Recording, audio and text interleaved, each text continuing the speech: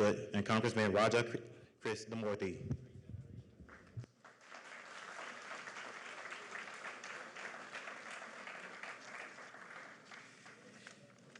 Well, good afternoon, everyone.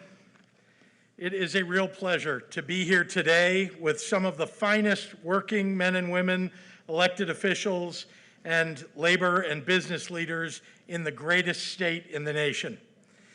I'm proud to welcome to Illinois our guest of honor, a man fiercely committed to seeing the nation through the greatest challenge of our generation, President Joe Biden.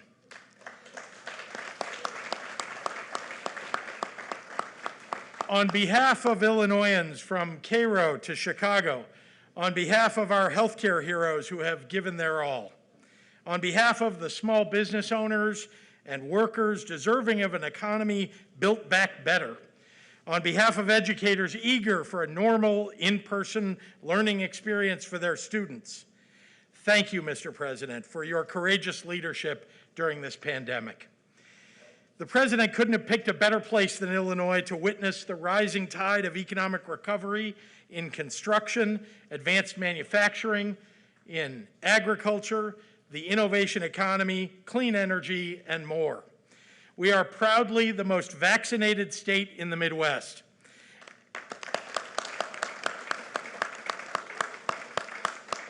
And thanks to the partners that we have, like Clayco, a longtime vocal advocate of the life-saving power of vaccination, thousands more Illinoisans are getting their first shot each day. As the Delta wave has made all the more clear, to exit this pandemic, inventing life-saving vaccines isn't enough. We have to actually use them. Getting vaccinated is the right thing to do for ourselves and for each other. Vaccinations are helping to keep our schools and our businesses open. They're the way out of this pandemic and back to normalcy in every aspect of our lives. And although millions more need to do their part, thanks to the President's leadership and the commitment of people across Illinois and the nation, we're making real progress. In fact, just today, I announced 2 additional agreements with organized labor requiring vaccines for state workers who care for our veterans and for our most vulnerable. I'm proud to have their partnership as we promote safe, proven, and free vaccinations that will restore normalcy to our communities, our lives, and most crucially, allow us to maintain our healthcare system's ability to care for anyone who walks through their doors in need of help. As we begin to see signs of improvement in our COVID-19 trajectory, every unvaccinated American has a choice to make. We can prepare for more tragic, senseless loss of life in the months to come, or we can get vaccinated. There's really not much debate about what the right choice is. So roll up your sleeve and get your first shot and your flu shot. And if you're eligible for a second shot or a booster shot, don't wait. America needs you now. This is about freedom from the virus. Getting vaccinated is among the most patriotic things that you can do. Thank you, and now it's my great pleasure to introduce the mayor of the great city of Chicago, Lori Lightfoot.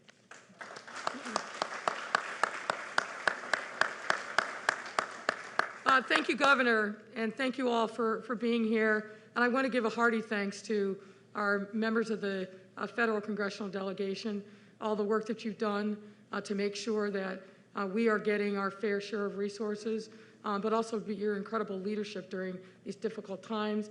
I want to recognize Lieutenant Governor Juliana Stratton and Senate President Don Harmon. Thank you all for your leadership.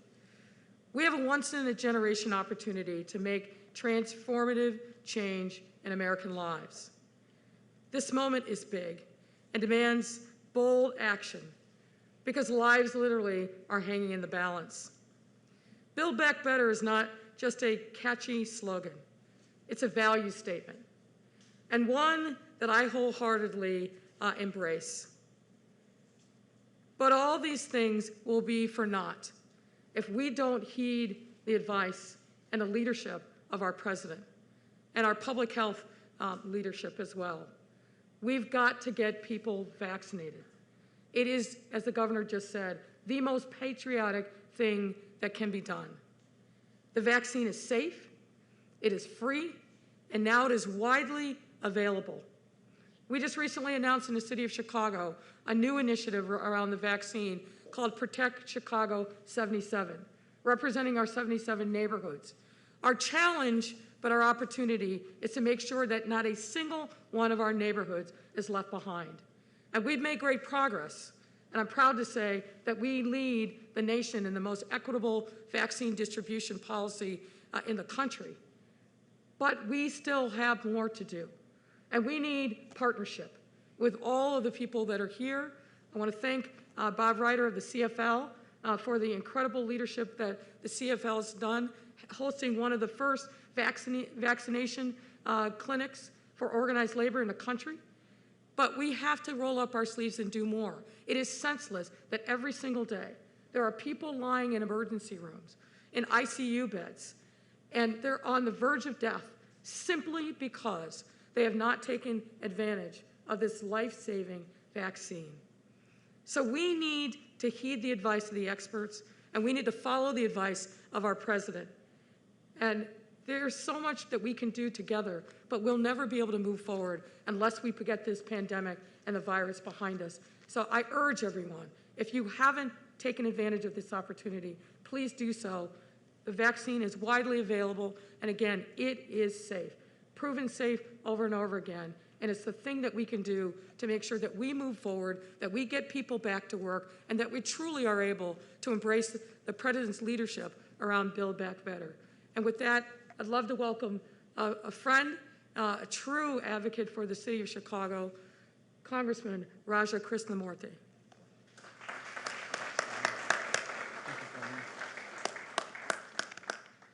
Good afternoon. It's an honor to be here, and it's an honor to be someplace they pronounce your name right. It's a true story. When I first ran for office, I said, my name is Krishnamurthy, and the person in Chicago looked right back at me and said, Roger Christian Murphy. And so it's lovely to be here, and from an Irishman by mispronunciation to an Irishman by ancestry, namely the President of the United States, I want to welcome him to the 8th District of Illinois.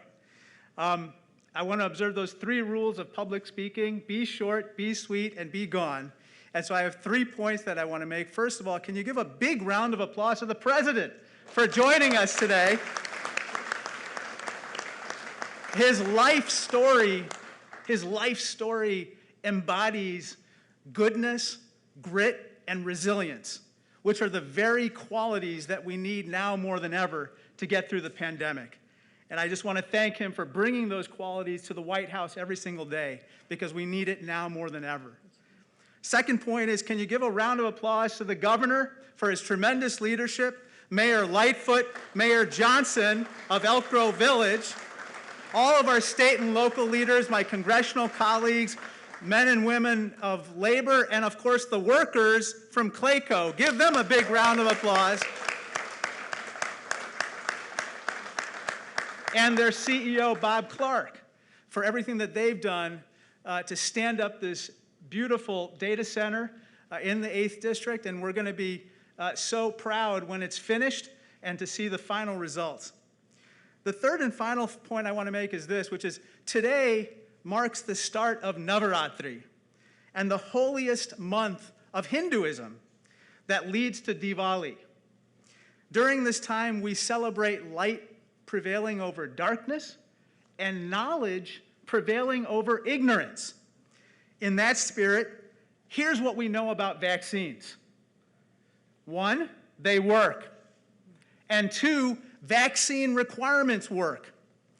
Since President Biden announced vaccine requirements less than 1 month ago, the number of people unvaccinated in this country went from 95 million down to 67 million, a drop of 30% of the unvaccinated population, or 30 million people in 1 month alone.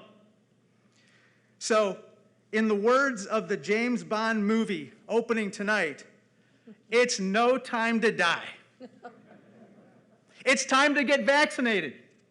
And I just want to thank the President for his clarion call to do just that. Thank you so much.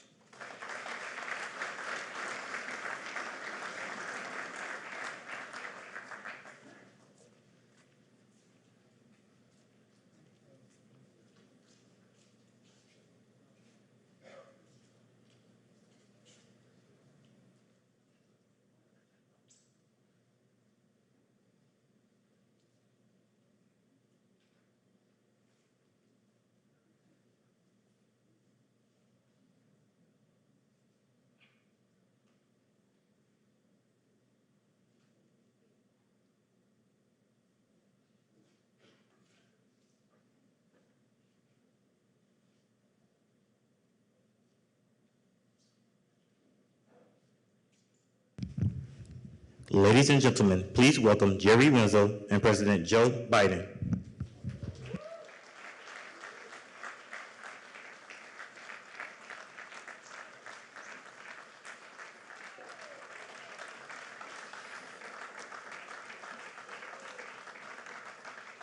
Thank you. Thank you. Take your seats. Good afternoon, everyone. It is an honor to be here today to welcome President Joe Biden and to share his vision of getting everybody vaccinated 100%. We would also like to acknowledge our distinguished guest, Governor Pritzker, Mayor Lightfoot, Mayor Johnson. Thank you. I'm Jerry Wenzel, Senior Field Operations Manager for Clayco, a top design-built firm here in America. I have been with Clayco for 23 years because of its core values. And its core values are treating others how you want to be treated. Such a simple philosophy. Building a diversified workforce. You see it amongst us now. And creating jobs within the communities that we work in around the country. We are thrilled that you're all here today at this Microsoft project, a realization of Mayor Johnson's vision to creating jobs with a more prosperous and beautiful Elk Grove Village. It looks fantastic. We thank all the people involved in this major project, especially all the hard union workers. I am also a proud union member, vested in 30 years in the union carpentry, Local 250. Safety is a top, thank you.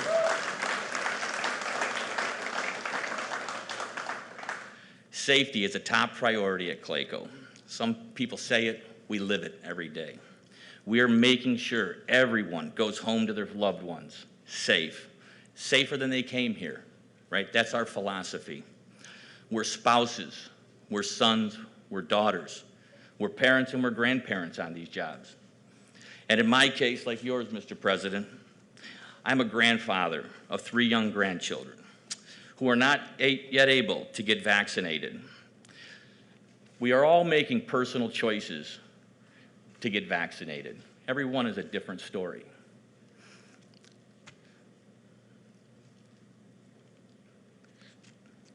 Thank you.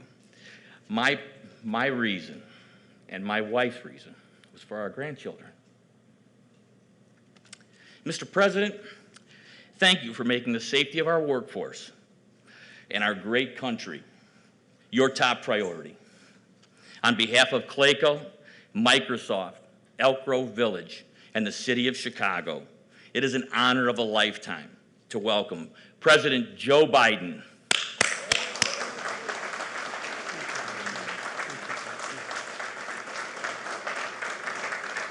Jerry, thank you. Thank you, thank you, thank you. Mr. Mayor, thanks for the passport into town. I tell you, every time I come to the greater Chicago area, there's somebody I want to steal and bring back to Washington, Gov. I've done it a couple times, you know. At any rate, look, Jerry, every company needs people like you, every single one. Someone who knows what my dad taught me, and a lot of people who know me well, including the governor's sister, who I worked closely with for 8 years. My dad used to have an expression. He used to say, everyone's entitled to be treated with dignity. And Joey, a job's a hell of a lot more than about a paycheck. It's about your dignity. It's about your place in the community. It's about being able to look your kid in the eye and say, honey, everything's going to be okay. That's the God's truth. He said ever since he lost, things went south in Scranton, Pennsylvania when I was a kid, and coal shut down. My dad was not a coal miner.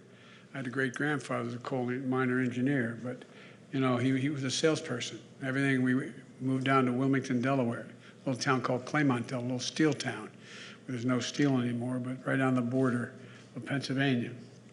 And it was always about the dignity of work. And what you've been doing here about this pandemic is about protecting the dignity of your fellow Americans. You know, you stayed in an operations mode, lining up protective equipment for the rest of the country, all around the country. And when the vaccine came out, you all stepped up and you got the shots. And as a company, you're getting more shots and arms. And I want to thank Auto for hosting us here at Clayco, one of the Midwest's biggest construction companies.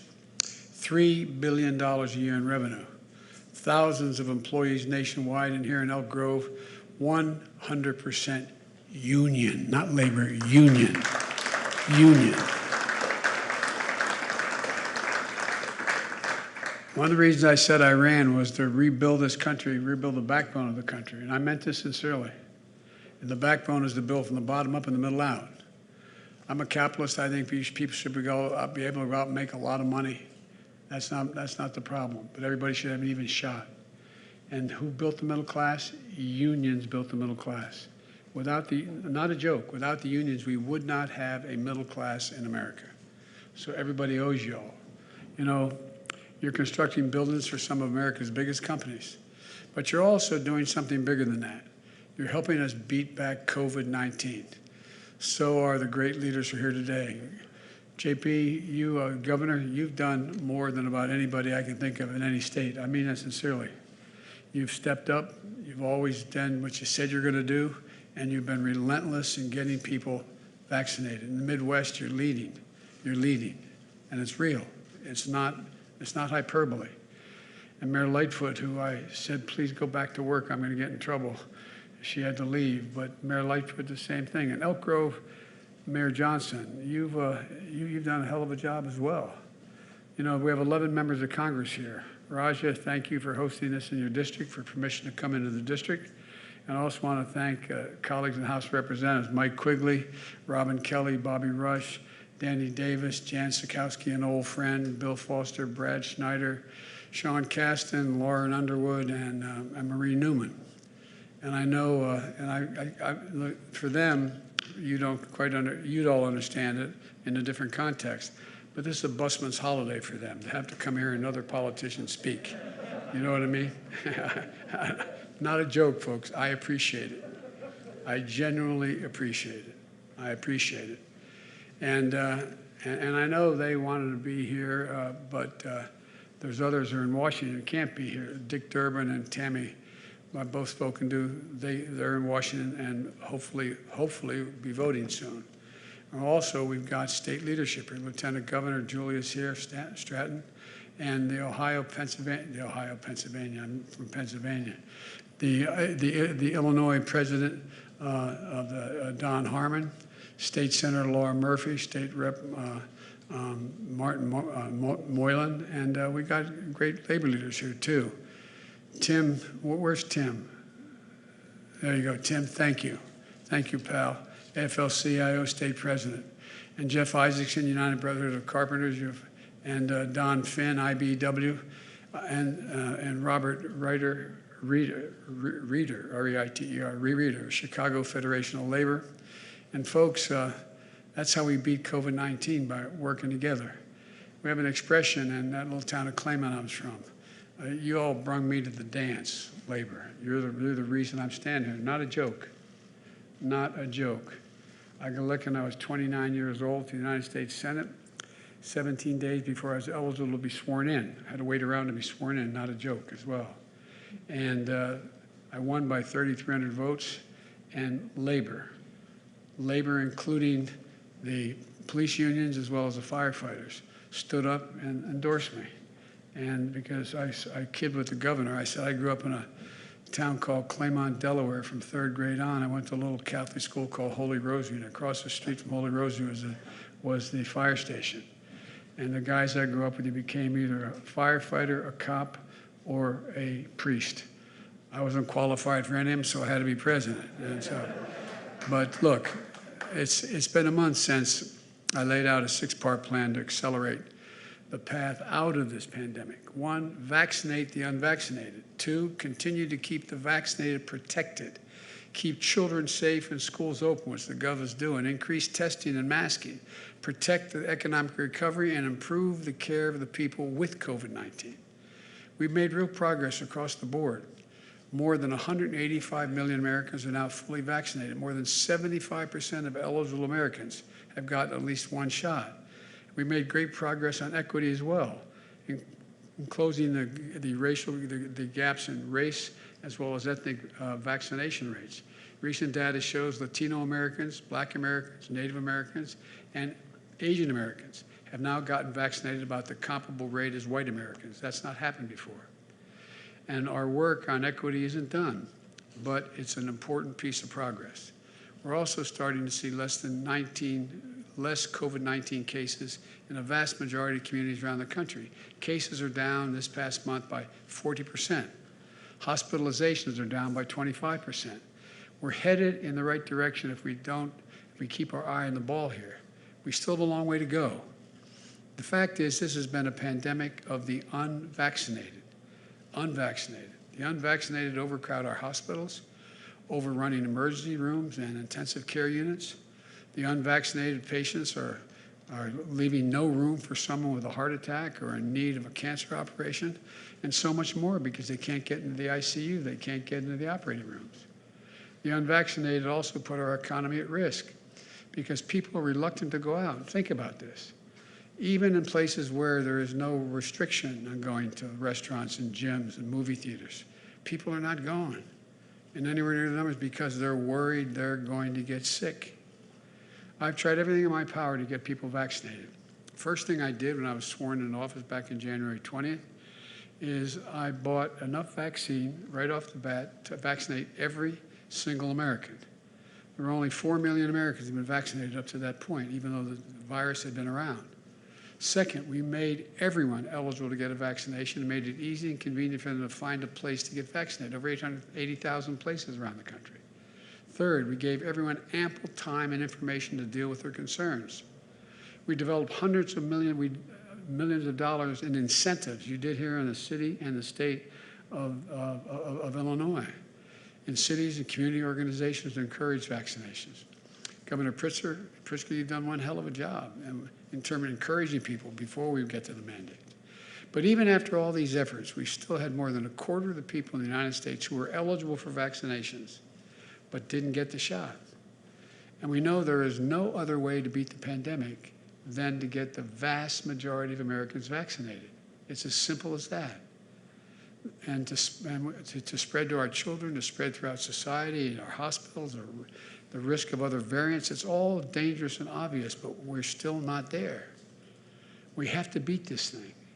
So while I didn't race to do it right away, that's why I've had to move toward requirements that everyone get vaccinated where I had the authority to do that. That wasn't my first instinct. My administration is now requiring federal workers to be vaccinated. We've also required federal contractors to be vaccinated. If you have a contract with the federal government working for the federal government, you have to be vaccinated. We're requiring active duty military to be vaccinated. We're making sure healthcare workers are vaccinated because if you seek care at a healthcare facility, you should have the certainty that the people providing that care are protected from COVID and cannot spread it to you. The Labor Department is going to shortly issue an emergency rule, which I asked for several weeks ago, and they're going through the process, to require all employees with more than 100 people, whether they work for the federal government or not, this is within in the purview of the Labor Department, to ensure their workers are fully vaccinated or face testing at least once a week. In total, this Labor Department vaccination requirement will cover 100 million Americans, about 2/3 of all the people who work in America. And here's the deal. These requirements are already proving that they work. Starting in July, when I announced the first vaccination requirement for the federal government, about 95 million eligible Americans were unvaccinated, as was mentioned a little bit earlier. Today, we've reduced that number to 67 eligible Americans who aren't vaccinated. And today, we released a new report outlining effective vaccination requirements that are already proving their worth. This report shows three things. First, vaccination requirements result in more people getting vaccinated. In the past few weeks, as more and more organizations have implemented their own requirements, they've seen their vaccination rates rise dramatically. For example, the Department of Defense has gone from 67% of active duty forces being vaccinated to 97% as of tomorrow. Vaccination just 6 weeks into this vaccination requirement. That's how quickly it's moved. We're also seeing this at colleges and universities across the country. More than 95% of students at colleges and universities like Northwestern University of Illinois, Chicago, are vaccinated. And we're going to see it in health systems around the country as well. Rush University Medical Center here in Chicago has gone from 72% to more than 95% of its employees fully vaccinated under its requirements. These requirements work. And as the Business Roundtable and others told me when I announced the first requirement, that encouraged businesses to feel they could come in and demand the same thing of their employees. More people are getting vaccinated. More lives are being saved. Let's be clear. When you see headlines and reports of mass firings and hundreds of people losing their jobs, look at the bigger story. I've spoken with Scott Kirby, CEO of United Airlines, who's here today. United went from 59% of their employees to 99% of their employees in less than 2 months after implementing the requirement, 99%. And by the way, Scott, I want you to know I've instructed the Justice Department to make sure that we deal with the violence on aircraft coming from those people who are taking issues. We're going to deal with that. In the last days of their implementation, they cut the remaining number of employees left to get vaccinated in half.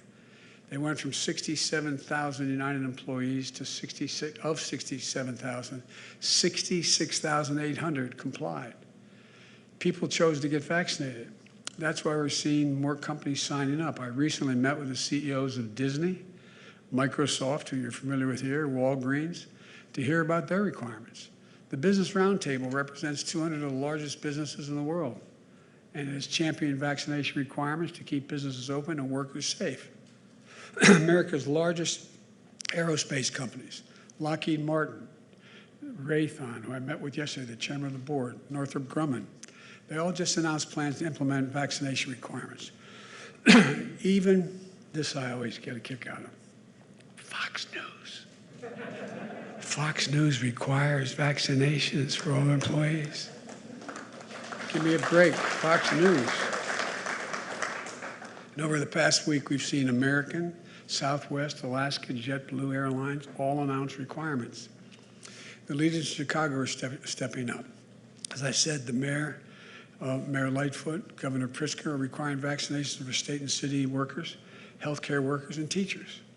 Chicagoland Chamber Commissioner Jack Levin, who is here, has called for all members of the chamber to require vaccinations for their employees going back to work in person. And I came here to Clayco to thank this company for doing the right thing. Today, Clayco is announcing it's going to require all employees to be fully vaccinated or test once a week. It matters. I know these decisions aren't easy, but you're setting an example, and a powerful example. Second thing I'd like to say, today's report shows that vaccination requirements are good for the economy. Not only increase in vaccination rates, but they'll help send people back to work. Back to work. You know, when I first started the vaccination program, and we got all that vaccine enough for everyone, we were vaccinating 3 million people a day. We're getting very close before things began to slow down. The economy is growing, leaps and bounds. 6%, the fastest growing major economy in the world. In fact, increased vaccination coverage results in as many as 5 million American workers going back to work because they feel safe they can go back to work. There'll be more economic demand to drive people back to the workforce. But don't take it from me, not from some liberal think tank this comes from, but here's what Wall Street's saying. Goldman Sachs, quote, vaccinations will have a positive impact on employment. It means less spread of COVID-19, which will help people return to work. Moody's on Wall Street. Vaccination means fewer infections, hospitalizations, and death. In turn, it means a stronger economy. One economist called Vaccination Requirements, and I quote, the single most powerful, he didn't say single, the most powerful economic stimulus ever enacted, end of quote. Third point I'd like to make. The report shows that vaccination requirements have broad public support. Yes, some object, and some object very strenuously. And some are making a political statement out of this issue. But a strong bipartisan majority of Americans support vaccinations. They know it isn't about politics. It's about life and death. That's what it's about. It's about looking out for one another. It's about being patriotic, doing the right thing. Folks, vaccination requirements work, and there's nothing new about them. They've been around for decades. We've been living with these requirements throughout our lives. Students, healthcare professionals, our troops have been required to receive vaccination for everything from polio to measles to mumps to rubella. And the reason most people in America don't worry about polio, measles, mumps, rubella is because they've been vaccinated. I don't quite get this, why it's a matter of no violation of your right to be able to go to school or get a job, to have, et cetera. But now, it's a great cause célèbre. So today, I'm calling on more employers to act. My message is require your employees to get vaccinated. With vaccinations, we're going to beat this pandemic finally. Without them, we face endless months of chaos in our hospitals, damage to our economy, and anxiety in our schools, and empty restaurants, and much less commerce. Look, I know that vaccination requirements are a tough medicine. Unpopular with some, politics for others, but they're life-saving. They're game-changing for our country. We're in a position to leap forward in a way that we haven't for a long, long time economically. Businesses have more power than ever before to change the arc of this pandemic and save lives and protect and grow our economy. So as president, I'm going to continue to do everything I can to get us out of this pandemic. I look forward to more businesses joining that effort. And for folks who haven't gotten vaccinated, get it done. Do the right thing. It can save your life. It can save the lives of those around you. If I can digress for just a second, last night I was on television. I was on the telephone with a person at an emergency hospital ward in Pennsylvania because a good friend had called and he had rushed his significant other to the emergency room because this woman was having trouble breathing, had a high fever, and could not really catch her breath.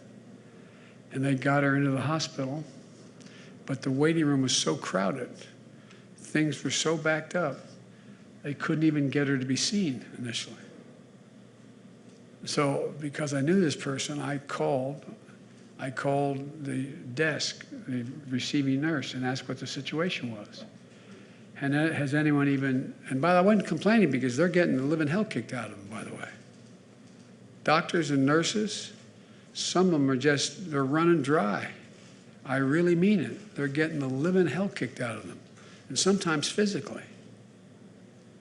And to make a long story short, it took a while because the vast majority of the emergency rooms and the docs were occupied taking care of COVID patients. I bet every one of you can name somebody who got sent to the hospital with something other than COVID and couldn't get it taken care of. How many people do you know, I know, who've had to put off elective surgery they need done, but they couldn't get a hospital room. Didn't mean they were going to die in many cases, but some places in the world that's happening. You can't even get to do the elective surgery that's necessary, particularly for a lot of cancer patients. So look, things are changing, and we can end this. We can end this thing. It's easy, it's accessible, and it's free to get the vaccine. Text your zip code to 438829, 438829. Text your zip code there, or visit vaccines.gov to find a vaccination location near you. I promise there's one within 5 minutes of where you are, 15 minutes of where you are. And it's free. Let me close with this. We have a plan. We have the tools. We're using them, we're making progress. We just have to finish the job. Finish the job. So for God's sake, for your own sake, for the sake of your families, get vaccinated. We can do this. We can do this if we do it together. And we can literally change the circumstances, the health, the camaraderie, the employment, and the access to a growing economy if we step up and lead the world. And one last thing I'd like to mention, which is not directly, it's not part of what I was going to say today, but I've made a commitment that just like World War II, we were the arsenal of democracy, providing the means by which the Allies could fight and win the war. We're the arsenal of vaccines. I've not only purchased enough vaccine to make sure every single American can get a vaccine shot, get the full dose, and a booster, but provided for already we put out 1,800,000 doses of vaccines in other parts of the world, and we're going to end up doing over 1,200,000,000 doses between now and the end of the first quarter of next year. Because, you know, it's not just being decent and honorable what we can do, but it's in our own naked interest. If we haven't learned before, you can't build a wall high enough to keep out a virus. You can't do it. You cannot do it. So we have an obligation in our own naked self-interest to help other countries. And by the way, I travel the world. I've met with all the major world leaders, and I'm going to continue to meet with them. And guess what? Other countries are making like they're really doing a great deal. We have provided more vaccines around the world than every other country in the world combined. And guess what? Unlike China and Russia and others, we're not asking a single thing. Not a single thing in return. Nothing. Nothing. And it's having a profound impact on how we're viewed. So those who haven't gotten vaccinated who may be listening to this broadcast, please get vaccinated. Please. God bless you all, and may God protect our troops. Thank you so very much. Thank you. Mr. Mayor.